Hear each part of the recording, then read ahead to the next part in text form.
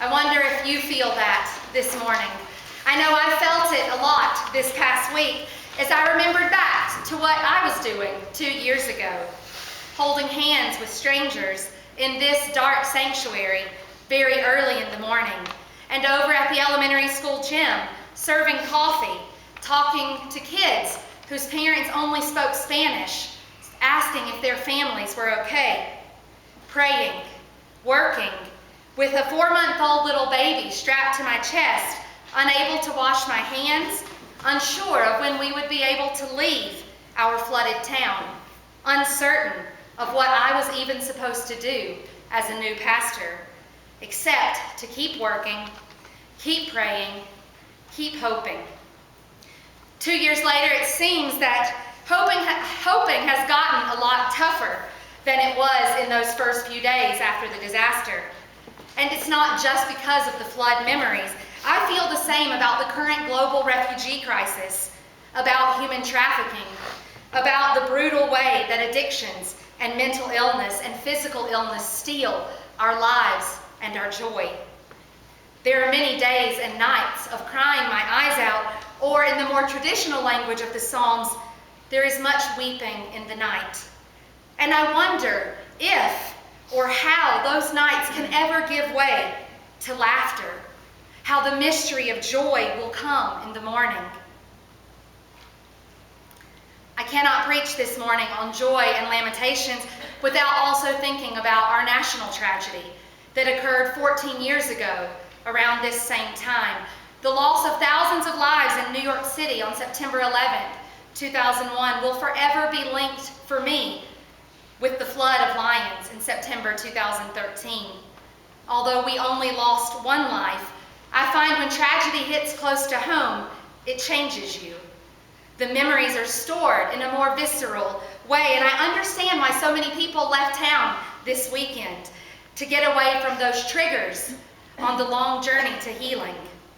When any small smell or sound or phrase can trigger us, we are thrown right back into the middle of that chaos and disaster.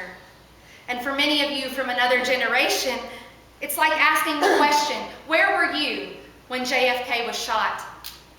My mother told me once she knows exactly where she was, who she was with, even what she was wearing. And it surprised me to think about that I don't even have that many clear details in my memory of the night that I met my own husband, even though that occurrence has brought so much joy in my life. But I know exactly where I was when I flipped on the TV just in time to watch that second tower fall. I know who I was with. I can remember the room exactly like it's frozen in my memory. And for hours I sat numb and glued to that television, and I knew I needed to turn off those images, but I couldn't pull myself away from them. It was more pain, more destruction than my college-aged eyes had ever seen at that point. And as I sat with that suffering, compassion, with suffering, perhaps I should have known that I would have been a minister someday. I've been training and sitting with suffering for a large part of my entire life. But maybe one reason that I felt called to ministry is also that I love to dance. And those of you who've seen me out and about in town can attest to this fact. I love to dance. I find so much joy in moving my body to the rhythms of music. And the psalmist says in this passage that the Lord will rip off our clothing of mourning and deck us with wildflowers. I have these pictures of hippies in the 60s with the wildflowers in their hair. And the Lord promises to change our wild laments into whirling dance. That's my hope for this sermon, for this service, for the commemoration of all suffering, loss, and pain. Not that we will be shallow and pretend that everything is okay, but that even though we may still be reeling, we will find together a way to burst into song, to thank God. We will not be quiet today. The Old Testament book of Ecclesiastes says that there is a season for every purpose under heaven, and that was true thousands of years ago, and it is still true today. But sometimes that glass looks half full, and sometimes it looks half empty.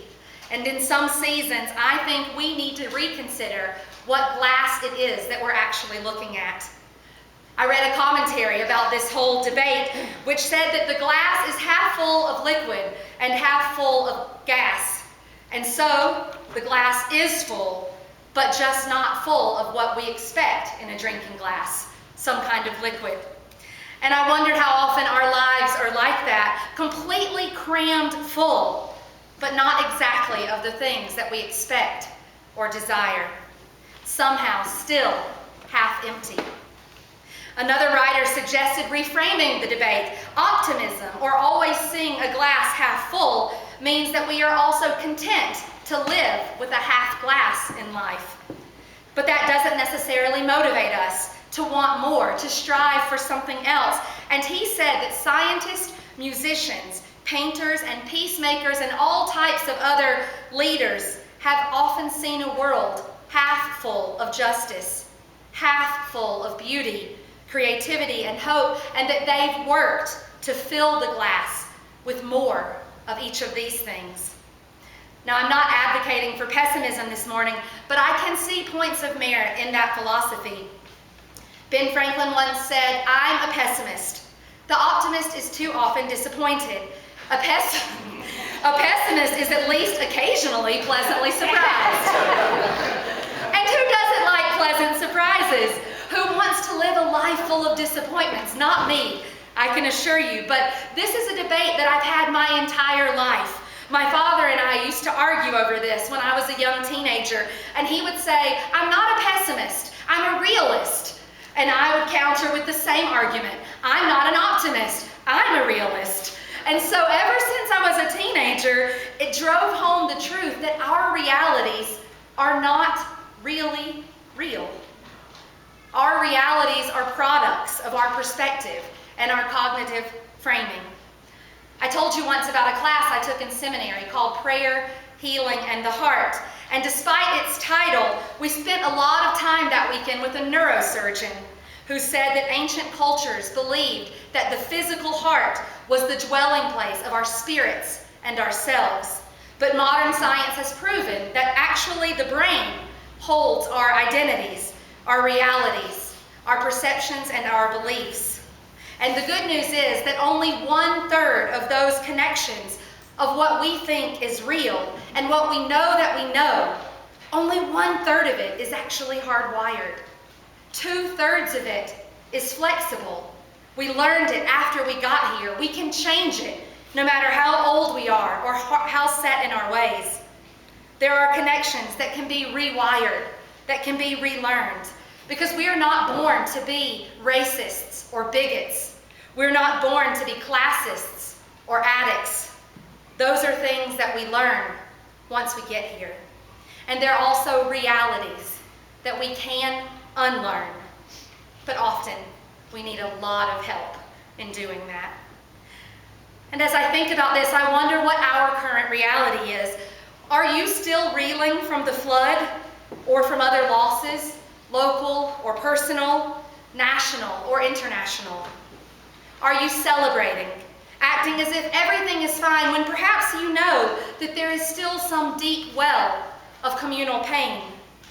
Or are we being brutally honest and admitting that some of our pains in life have healed, but others are still a work in progress? The scars sporting, just like my achy left knee did this morning when I came down the stairs, when we least expect them, drawing our attention right back to that moment of suffering and memory. The truth is, our lives are half empty and half full. We're a mix of health and brokenness, of scar tissue and strong muscles. We're children of a crucified and resurrected Savior, and we carry the darkness of death and the light of resurrection in our own hearts and our minds and in our bodies. It's not an either-or proposition. It's a both and. And the debate about optimism and pessimism may seem important. It may last a lifetime, but in the end, it's actually not essential. When I consider what is really essential, the only thing that comes to mind is hope. And I wonder what that means and if my hope is enough. Lutheran pastor Nadia Bolz-Weber spoke about this recently during an interview for her new book, Accidental Saints. She said, "This is one of our basic confessions as Christians, that a light shines in the darkness, and the darkness cannot, will not, shall not overcome it." This is a confession we have to make all the time, especially surrounded as we are with such despair and violence. And this is not the same as optimism. Hope is different. Hope has a defiance to it.